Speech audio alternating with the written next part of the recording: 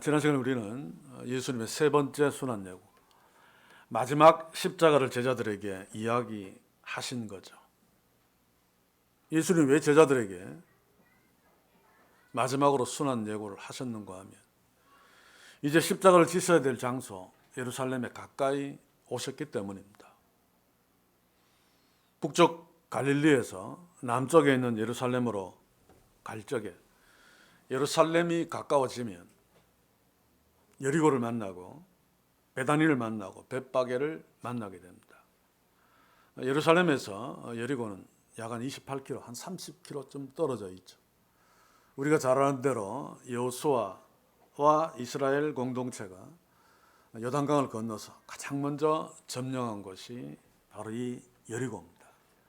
그래서 여리고에 예수님이 가까이 왔다는 것은 이제 예루살렘이 멀지 않았다는 말이고, 예루살렘이 멀지 않았다는 말은 십자가가 가까이 왔다는 말입니다. 자, 이것을 염두에 두고 이제 오늘 본문 35절을 함께 봅시다. 여리고에 가까이 오실 때에 한 소경이 길가에 앉아 구걸하다가, 예수님이 가까이 가신 여리고는 사막기후의 이스라엘에서 참 살기 힘들죠. 사막기후. 오아시스 기후의 보물 같은 도시입니다. 종려나무가 질비하게 있고 땅은 비옥하며 기후는 온화해서 사람이 살기에 최적의 조건을 갖춘 그런 복된 도시가 바로 여리고죠. 그래서 이런 여리고에는 부자들이 많이 살았습니다. 다른 지역에 살고 있는 부자들도 여리고에 별장을 둘 정도로, 헤로드 왕도 이 여리고에 별장을 두고 있었습니다. 이렇게 여리고는 부자들이 많았기 때문에 당연히 거지들도 많았습니다. 오늘 본문에서 누가는 여리고로 들어가는 그 길목에서 구걸하는 여러 거지들 중에 한 거지를 주목하고 있습니다. 35절 다시 보시면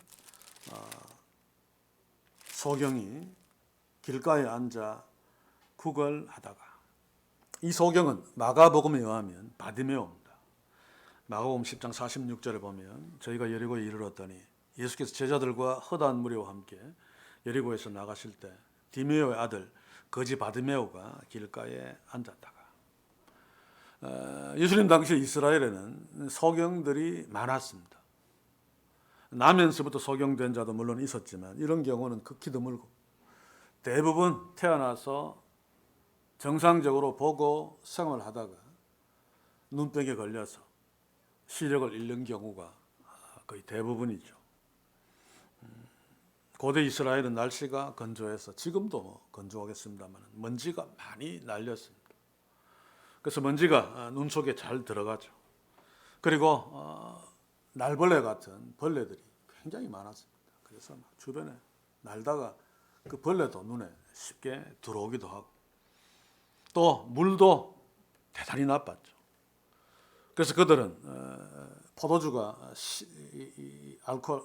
포도주가 식초로 변하면 그 신 포도주를 물에 타서 일종의 소독의 효과도 있겠죠.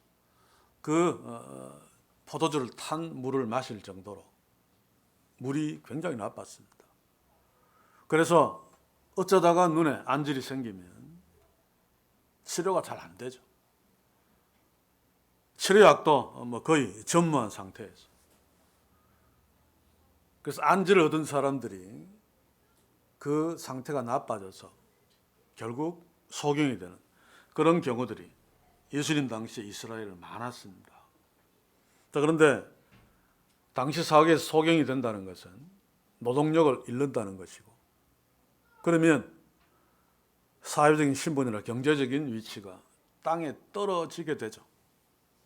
팔 하나 못 써도 노동력이 없어서 거지 노릇을 할 수밖에 없는 시대가 그 시대인데, 아무것도 보지 못하는 소경이 되었다는 것은 집안이 특별히 부자가 아니라면 결국 구걸해서 연명해야 할 수밖에 없는 그런 최하층민으로 내려갈 수밖에 없습니다.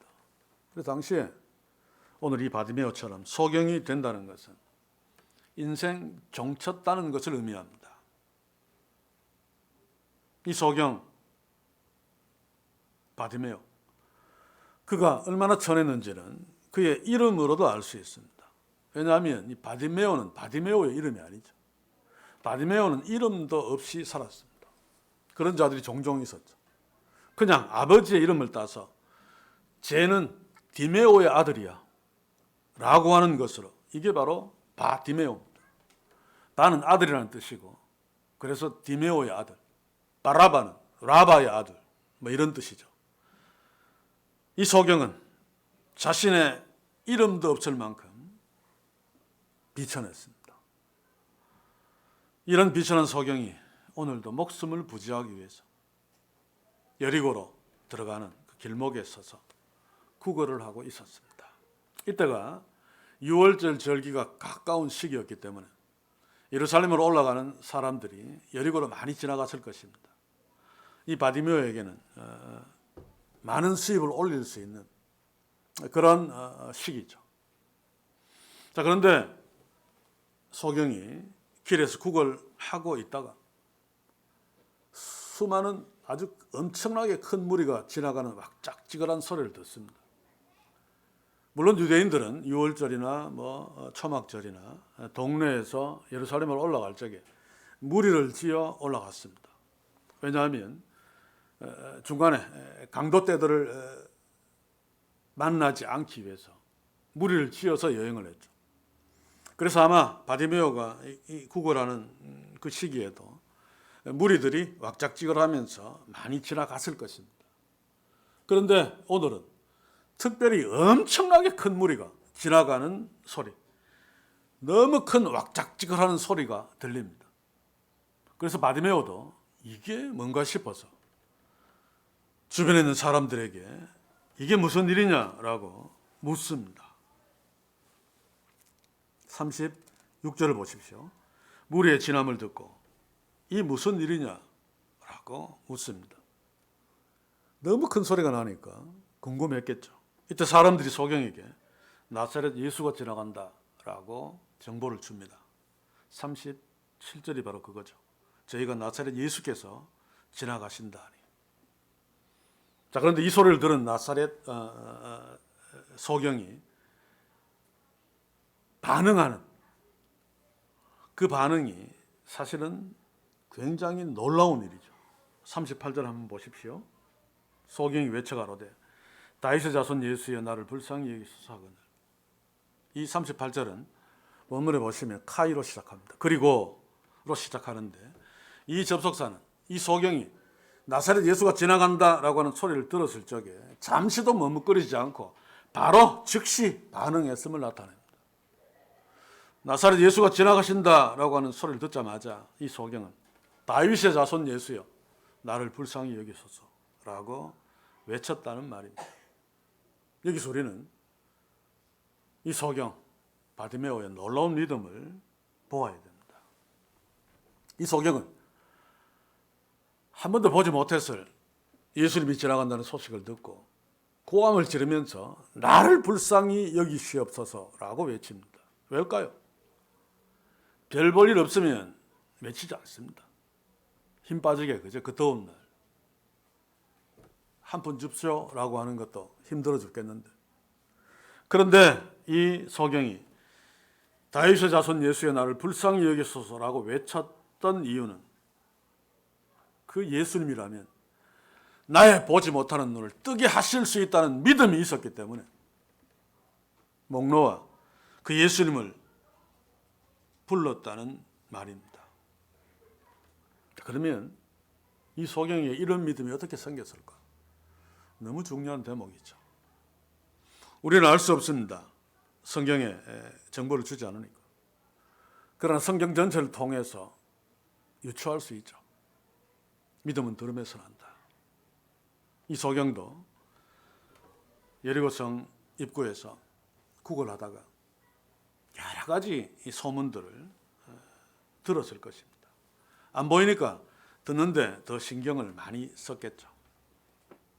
그런데 이 소경에게 가장 핫한 그 당시의 소문은 바로 예수님에 관한 소문이었을 것입니다.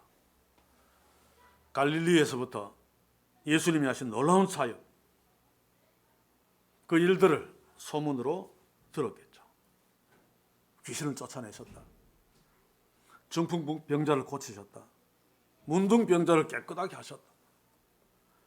죽은 자까지 살리셔서 오병이의 기적을 일으켜서 수많은 사람들 먹이셨다. 라고 하는 그런 소문들을 아마 이 소경이 들었을 것입니다. 그리고 생각했겠죠. 장안에 화제가 되고 있는 그 사람이 과연 누굴까? 그래서 그가 내린 결론이 놀랍습니다. 이분이야말로 하나님이 보내신 메시아가 틀림없어. 어쩌면 이사야의 성경 말씀을 떠올렸을지도 모릅니다. 메시아에 대한 예언. 기머거리가 들으며 안전뱅이가 일어서며 소경이 보며 이분이라면 나의 눈을 뜨게 할 수 있을 것이다 라고 하는 믿음이 생겼을 것입니다. 그래서 지금 예수님이 지나가신다는 소식을 듣고 목놓아 고함 지르며 예수님을 부르죠. 그런데 그가 예수님을 어떻게 부르고 있습니까? 다윗의 자손 예수여, 나를 불쌍히 여기소서. 이것은 놀라운 호칭입니다. 당시에 유대인들에게 다윗의 자손이라는 것은 구약 성경에서 하나님이 선지자를 통해서 보내주시겠다고 말씀하신 그 메시아를 지칭하는 특별한 용어입니다. 이 소경은 예수님에 관한 소문을 듣고 그분이 누굴까 생각하다가 내린 결론이 예수님이야말로 구약 성경에서 약속하신 하나님이 보내시겠다고 약속하신 그 메시아가 틀림없다 라고 결론 내린 거죠. 그래서 그 소경이 예수님이 지나가신다는 소식을 듣자마자 다짜고짜 큰 소리로 다윗의 자손 예수여, 나를 불쌍히 여기소서 라고 외친 것입니다. 37절을 다시 한번 봅시다. 사람들은 예수님을 어떻게 불렀습니까? 나사렛 예수께서 지나가신다. 그런데 소경은 다윗의 자손 예수여 라고 불렀습니다. 한번 비교해 보십시오. 당시 사람들은 자신의 눈을 뜨고 지금 지나가시는 예수님을 보고 있습니다. 그들 중에 상당수는 예수님이 행하신 놀라운 기적들도 보았을 것입니다. 그들 중에 일부는 예수님이 행하신 기적을 몸소 체험한 사람들도 많았을 것입니다. 그런데 그들에게는 그들이 보고 있는 예수가 나사렛 출신의 인간 예수 랍비 정도에 불과했습니다. 기적을 행하고 능력이 있는 신령한 대단한 나사렛 출신의 랍비 예수. 그러나 이 소경은 예수님을 다윗의 자손이라고 부르고 있습니다. 그는 예수님을 본 적도 없고 지금도 못 보고 있지만 예수님이 구약 성경에서 하나님이 약속하신 그 메시아인 줄 알았습니다. 그래서 다윗의 자손이여 라고 예수님을 부르고 있죠. 자, 그렇다면 지금 수많은 사람들과 눈으로 보고 있는, 예수를 보고 있는, 그리고 아무것도 보지 못하고 있는 이 소경과 누가 진짜 소경인가? 라고 하는 질문을 해야 됩니다. 눈을 뜨고 실제로 예수님을 보고 있으면서도 그 기적을 경험하면서도 나사렛 예수라고 부르고 있는 그들이 소경인가?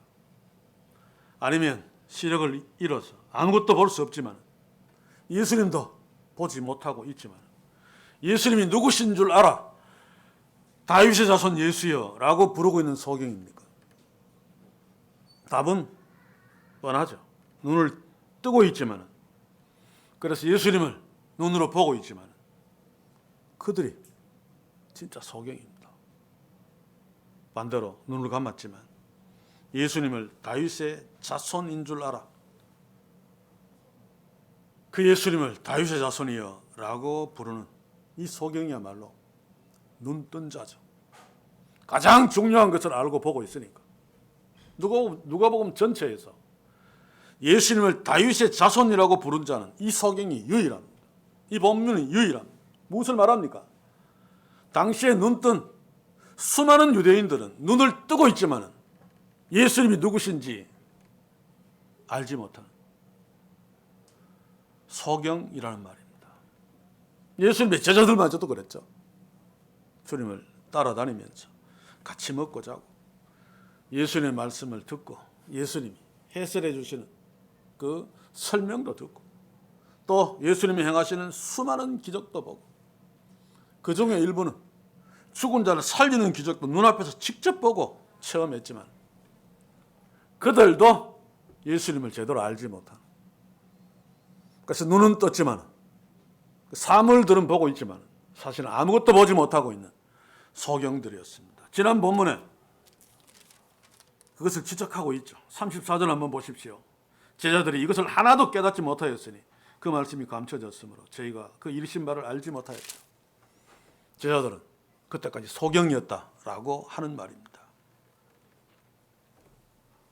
사랑하는 성도 여러분, 이제 이들을 보면서 우리에게 비추어서 물어볼 때가 되었습니다. 우리는 눈을 뜨고 있습니다.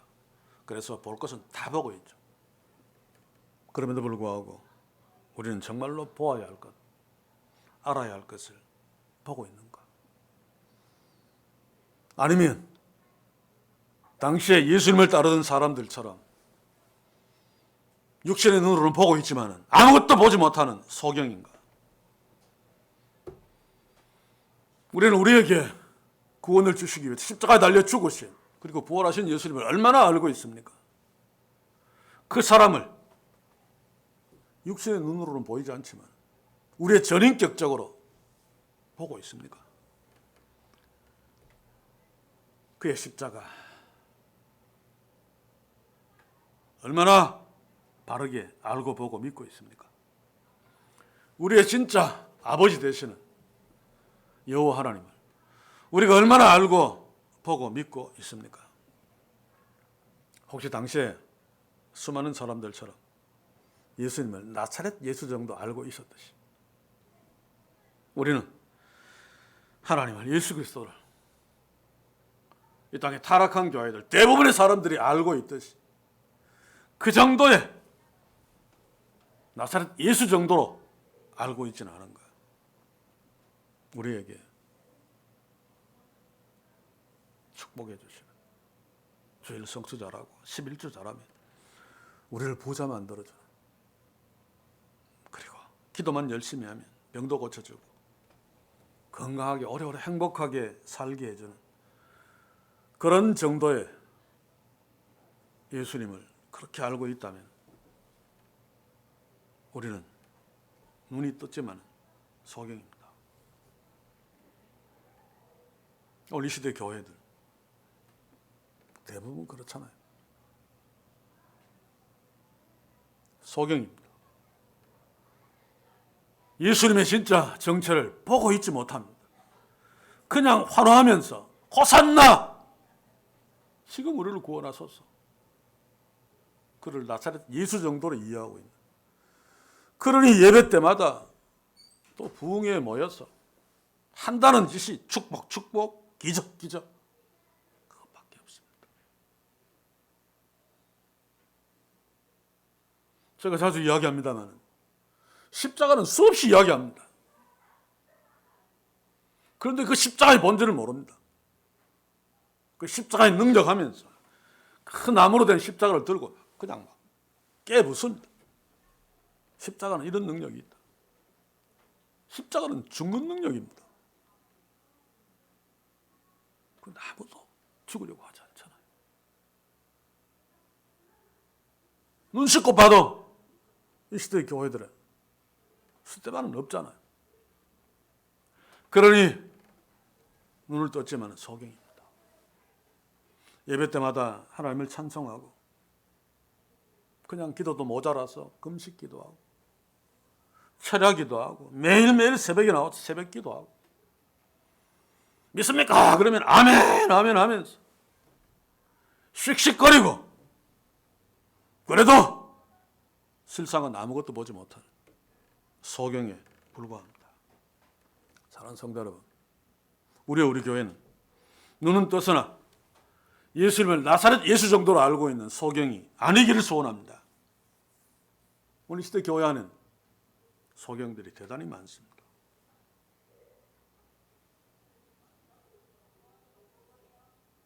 수십만이 모이고 있는 이단들의 집단에서 100% 소경들이죠.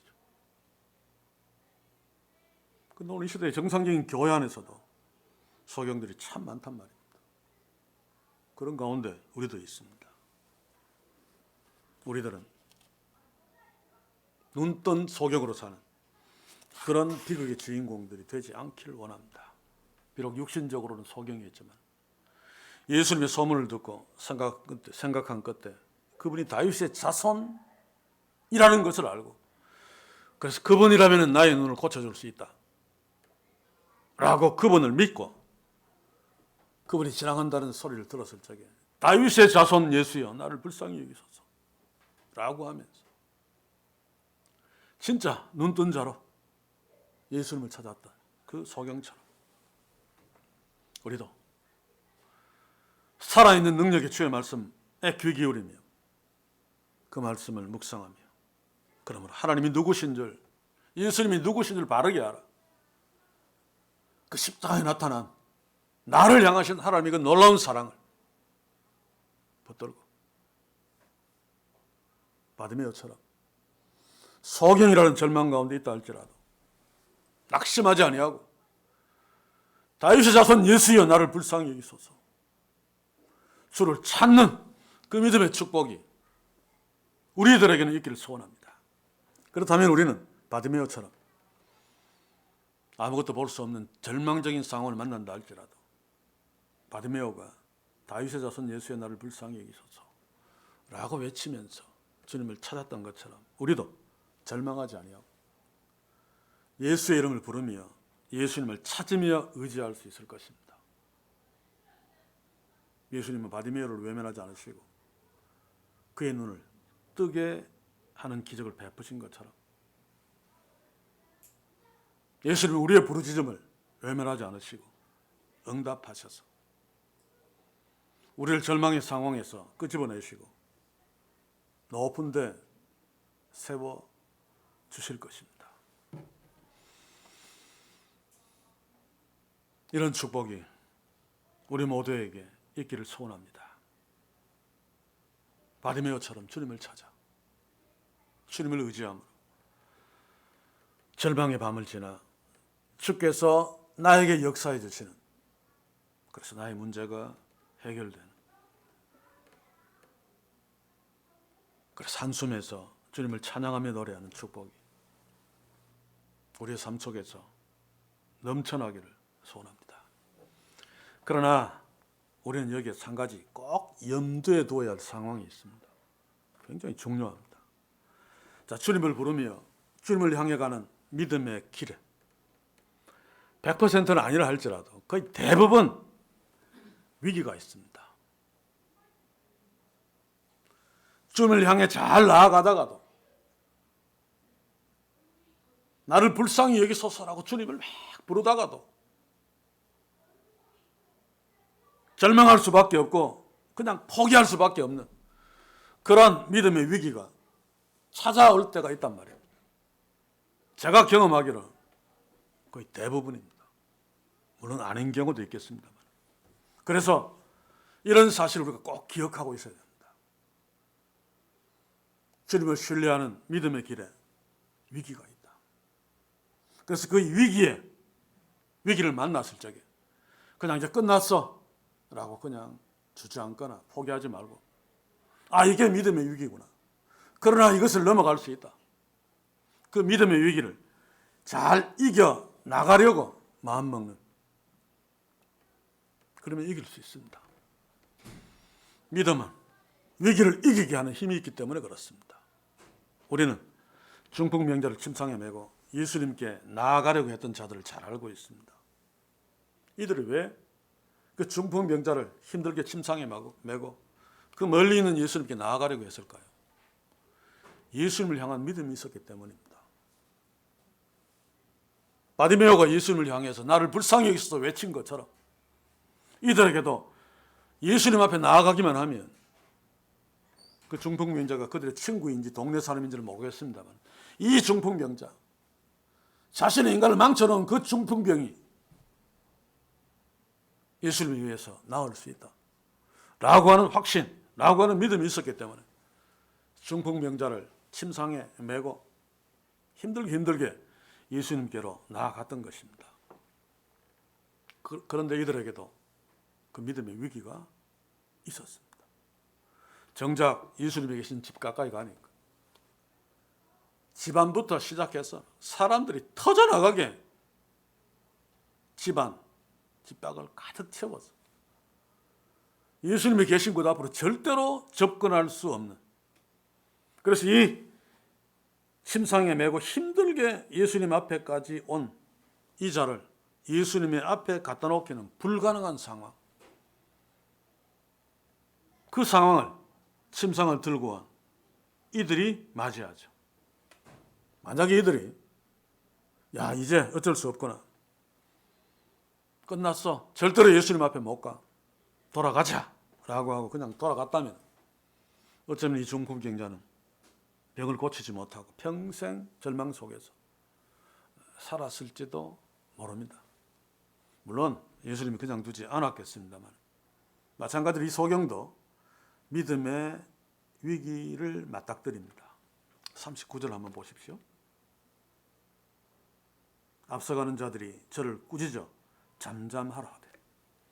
앞을 보지 못하는 소경이, 그것도 구걸하는 거짓 주제예요. 수많은 사람들이, 눈을 뜬 수많은 사람들이 한꺼번에 조용해라 라고 윽박지르고 꾸짖으면 금세 기가 죽을 수밖에 없습니다. 눈을 떠서도 자기는 혼자고 수많은 사람들이 윽박지르면 그냥 찌그러지죠. 왜냐하면 거짓 소경은 한 사람, 절대 약자인데 비해 눈뜬 수많은 사람은 절대 강자이기 때문에 그든 바디메오에게는 절대 갑입니다. 그러니 일반적으로는 찌그러지는 것이 신상에 좋죠. 그런데 이 소경이 만약 거기에 기가 죽어서 입을 다물고 그냥 쭈그리고 앉아 있었다면 어쩌면 평생 소경인 채로 구걸만 하면서 살았을지 모릅니다. 물론 예수님이 뜻이 계셨기 때문에 그냥 두지 않으셨겠지만 말입니다. 그러나 우리는 잘 압니다. 중풍병자를 메고 온 자들이 집안에 사람이 가득해서 예수님 앞에 데리고 나가는 것이 불가능했지만 그 불가능 앞에서 포기하지 않았습니다. 지붕을 뚫고 중풍병자를 예수님 앞에 내리죠. 그래서 중풍병자는 예수님께 고침을 받습니다. 이게 어떻게 가능했습니까? 그들이 머리가 좋아서 좋은 아이디어를 내어서 지붕을 뚫고 중풍병자를 예수님 앞에 내린 것이 아닙니다. 예수님을 신뢰하는 믿음 때문입니다. 예수님 앞에만 가면, 예수님이 고쳐주시기로 작정만 하면 인생을 망쳐버린 이 중풍병 나을 수 있다 라고 하는 100% 확실한 믿음이 있었기 때문에 그들은 수많은 사람들이 몰려있는, 그래서 그냥은 예수님 앞에 나아갈 수 없는 절망적인 상황이라도 포기하지 아니하고 지붕을 뚫어서라도 중풍병자를 예수님 앞에 내려놓을 수 있었던 거죠.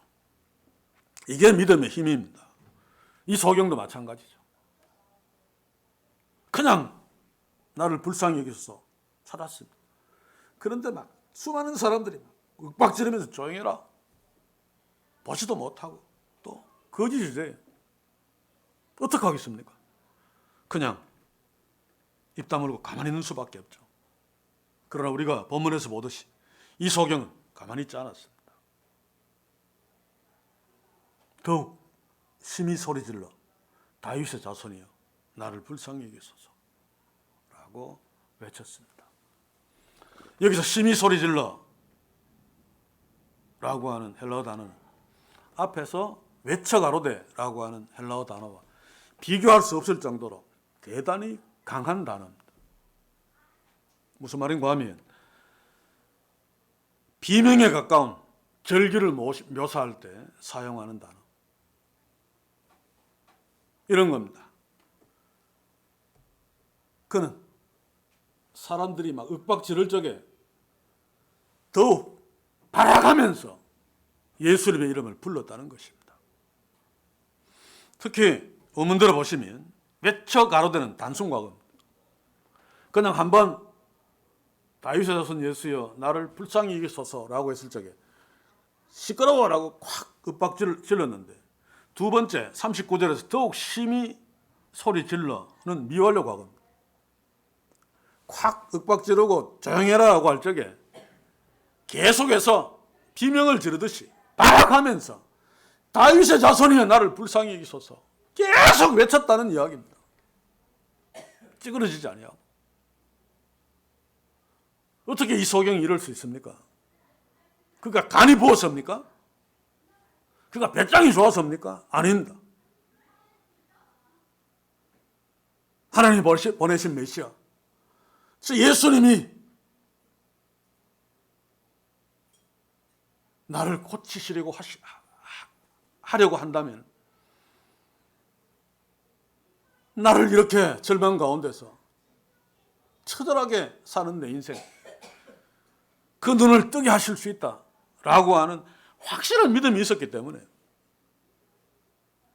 어떤 상황에서도 포기할 수 없는 거죠. 이게 믿음의 능력입니다. 소경은 예수님이 하나님께서 보내신 메시아라고 하는 사실을 확실하게 알았기 때문에, 그래서 예수님이 나의 눈을 뜨게 하실 수 있다라고 하는 분명한 믿음이 있었기 때문에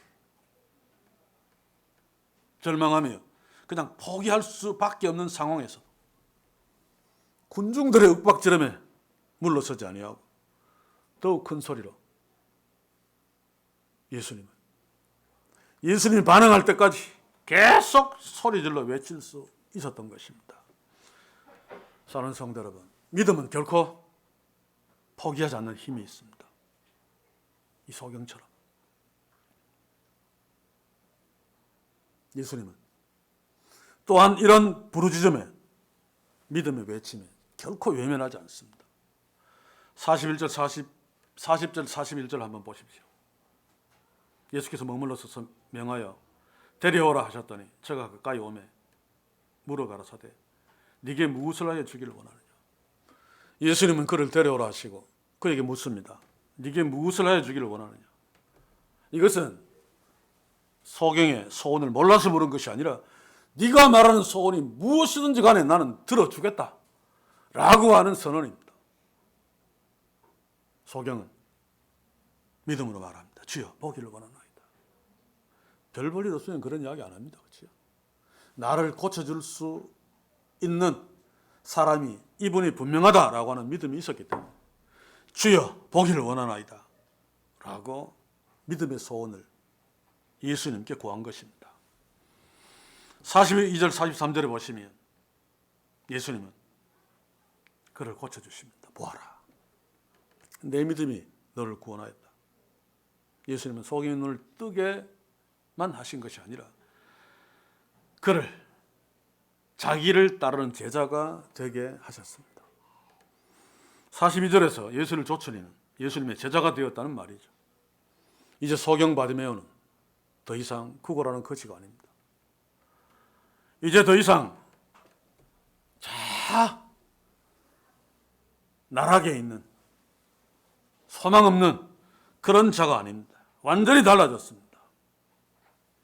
소경 거지 신세에서 눈을 뜨고 예수님을 따르는 제자가 된 것입니다. 사랑하는 성도 여러분, 우리는 지금 어떤 처지에 있습니까?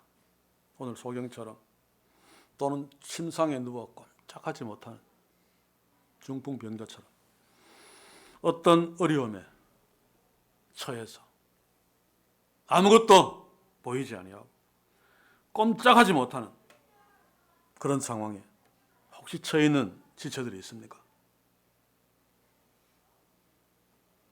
어려움에 처해 있지만 그래도 주를 믿고 포기하지 아니하고 한번 그 상황을 이겨보려고 믿음으로 주께 기도하면서 인내하면서 나아가는데 그만두록 절망적인 믿음의 위기에 부딪혀서 이제는 안 된다, 이제는 끝났다라고 하면서 포기하고 주저앉아버린, 아니면 주저앉으려고 하고 있는 그런 지체들은 혹시 없습니까? 그러나 절망할 수밖에 없는 군중들이 가득한 집만 보지 마십시오. 그 너머에 계신 우리 주 예수 그리스도를 보아야 합니다. 그러면 지붕을 뚫을 수 있습니다. 그분은 전능하신 하나님이십니다. 그분은 나를 위해서 십자가에 죽으신, 그리고 부활하신 구원자십니다. 그분은 누구보다도 나를 사랑하십니다. 우리가 그 주님을 놓치지 않을 수만 있다면 지붕을 뚫고 주님 앞에 나아가서 그 절망을 기쁨으로, 소망으로 바꿔주시는 주님의 은혜를 만날 수 있습니다.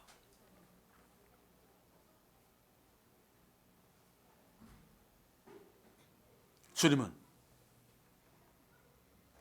내게 반드시 네게 무엇을 하여 주기를 원하느냐 라고 우리의 포기하지 않는 믿음의 반응해 주실 것입니다.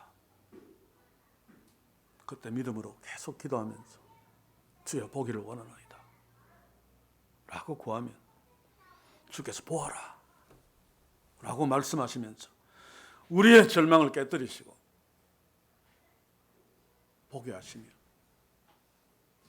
높은 자리에 서게 하시는 축복을 허락해 주실 것입니다. 문제는 우리가 절망의 순간에도 그 절망만 보고 이미 끝났다 라고 하면서 주저앉지 않는 것이 중요합니다. 예수님은 우리의 주님이십니다. 그분만 끝까지 의지하고 있으면 주께서 보아라 라고 말씀하시므로 우리를 절망 중에서 건져내실 것입니다. 중봉민자의 친구들처럼 또 이 소경 바디메오처럼 절망에 믿음의 위기하고 부딪혔다 할지라도 포기하지 아니하고 예수님이 계시니까 그분을 찾으면서 그분을 의지함으로 주께서 주시는 놀라운 기적적인 역사를 체험할 수 있길 바랍니다. 여기 계신 분들은 이미 다 아시지만 저는 지난 2023년도 6월에 절대로 돌이킬 수 없는 절망에 부딪혔습니다. 시한부 인생을 선고받았어도 저는 그렇게 절망하지 않았을 것입니다. 그런데 나에게 이 땅에 없는 절망 앞에 섰습니다. 내게 전화하면 아빠 뭐해? 라고 하는 그 예쁜 목소리를 이 땅에서는 이제 절대 들을 수 없다는, 그래서 절망할 수밖에 없었습니다. 어느 날 내 친구가 저한테 전화를 했습니다. 물론 되게 친하지는 않습니다만은 서울에 있는 어느 교회 안수 집사님이기 때문에 제가 목사니까 저한테 고민을 털어놓았던 것 같습니다. 40이 다 되어가는 하나밖에 없는 내 아들, 결혼할 생각도 않고 자기 처는 사별했습니다. 날마다 컴퓨터 앞에 앉아서 노름하고 있다. 이제는 나한테 막 돈 달라고 막 협박도 한다. 나 죽고 싶다.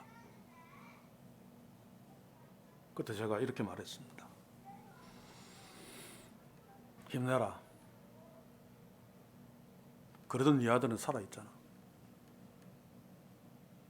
물론 그 친구는 내 상황을 모릅니다만 살아있으면 희망이 있는 거야. 그렇게 말해 주었습니다. 저는 그동안 예배 때마다, 특히 찬양을 할 때마다 정말로 힘들었습니다.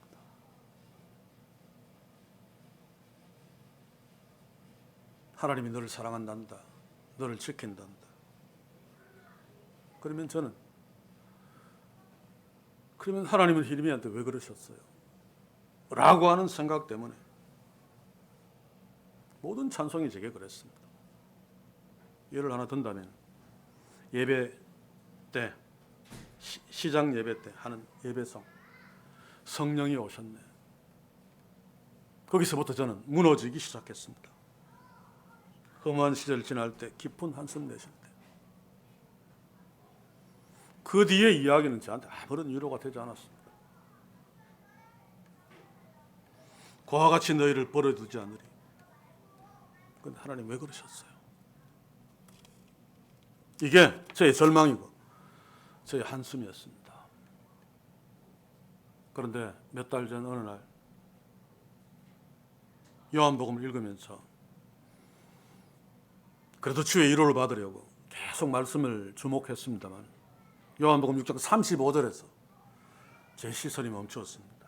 다 잘하는 말이고 이전에도 읽으면서 묵상했고 그리고 그렇게 지나가는 말인 요한복음 6장 35절 한번 봅시다. 예수께서 가라사대 내가 곧 생명의 떡이니 내게 오는 자는 결탄코 줄이지 아니할 터이요 나를 믿는 자는 영원히 목마르지 아니하리라. 영원히 제가 제 눈이 꽂혔습니다.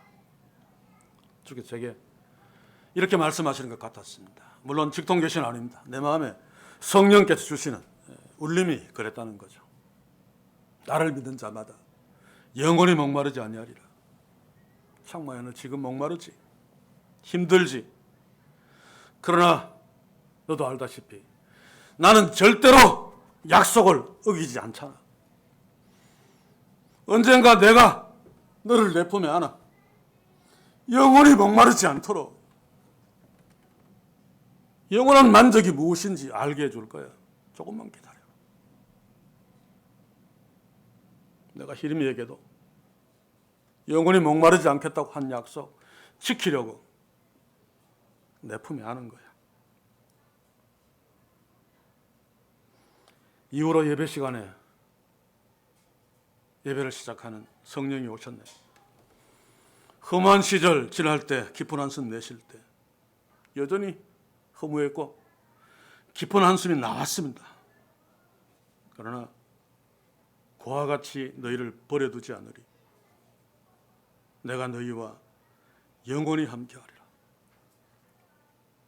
하나님께서 히르미를 그와 같이 버려두지 않으며 영원히 함께하시려고 하나님의 가슴에 품었구나. 저는 깨달았습니다. 성경에 우리를 향한 약속, 영원히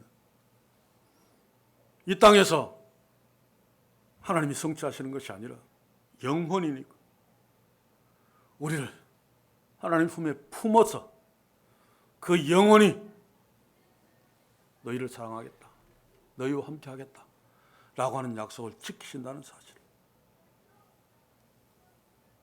하나님께서 하신 약속을 히르미에게 지키신 것이니까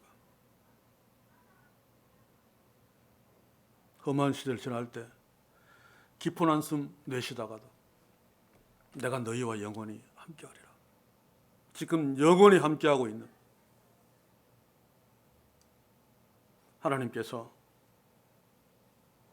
히르미에게 약속을 지키신 것을 기억하면서 예배를 한숨에서 찬양으로 감사로 바꿔갈 수 있었던 것입니다. 사랑하는 성도 여러분, 이제 끝났다.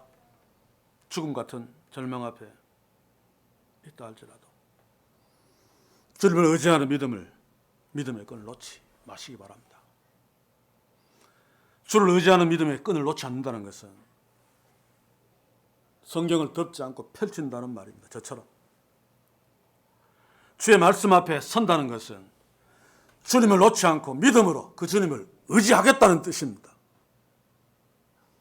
저는 요한복음 6장 35절 수없이 읽은 말씀이지만 그때 그 말씀을 읽을 때 성령께서 저에게 깨달음을 주시고 영원히 목마르지 아니하리라 라고 하는 그 말씀의 의미를 깨닫고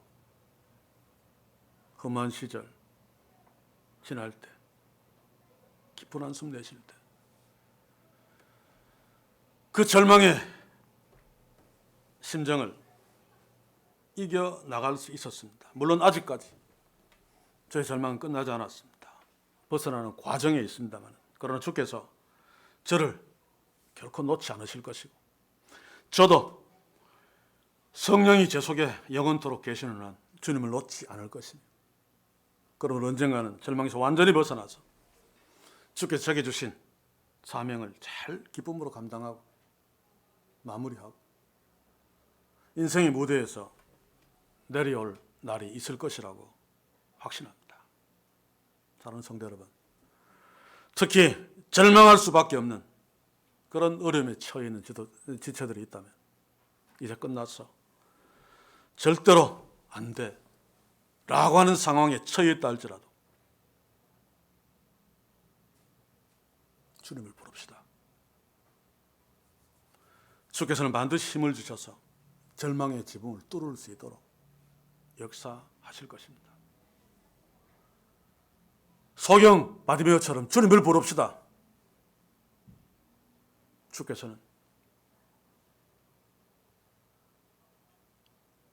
내게 무엇을 하기를 원하느냐 물으실 것이며 주를 주여 보기를 원하나이다 라고 소원을 말했을 적에 보아라 라고 말씀하시며 보게 하실 것입니다. 절망의 깜깜한 밤에서 환한 대낮으로 바꾸어 주셔서 우리가 사물들을 보며 소망을 보며 하나님을 찬송하는 축복 앞에 서게 될 것입니다. 절망보다 더 큰 회복, 더 큰 축복 주께서 반드시 주신다라고 하는 믿음으로 절망의 위기 앞에 섰다 할지라도 삼각 파도 앞에서 설령 내 배가 침몰했다 할지라도 끝났어 하지 마시고 주의 말씀을 주목하십시오. 주께서 반드시 그의 능력으로 회복시켜 주시고 더 큰 축복의 자리에 우리를 세워 주실 것입니다. 믿으십시오. 기도합시다. 주여, 바디메오의 보이지 않는 캄캄함이 우리에게 있습니다. 중풍 병자에게 침상에 누워 있을 수밖에 없는 꼼짝할 수 없는 절망이 또한 우리에게 있습니다. 주여, 그럼에도 불구하고 사람이 몰려있는 절망 넘어 나를 그토록 사랑하시는 주님이 계신다는 사실을 놓치지 않게 하소서. 그러므로 바디메오처럼 다윗의 자손 예수여 나를 불쌍히 여기소서. 주를 찾으며 주를 의지하게 하소서. 말씀 앞에 서서 그 말씀하시는 주의 음성을 듣게 하소서. 주께서 내게 무엇을 하여 주기를 원하느냐 말씀하시는 소리를 놓치지 않게 하시오. 주여 보기를 원하나이다. 믿음으로 기도하게 하시고 보아라라고 응답하시는 주의 기적을 만나게 하시오. 다시 일어서는, 다시 회복되는, 다시 높은 자리에 서는 축복을 우리가 누릴 수 있을 것을 믿습니다. 주여, 특별히 어려운 자리에 있는 우리 믿음의 지체들 주께서 찾아가시어서 어루만지시고 위로하시고 부하라 말씀해 주시어서 환한 대낮을 만날 수 있도록 축복해 주시옵소서. 예수님의 이름으로 기도하옵나이다. 아멘. 아멘.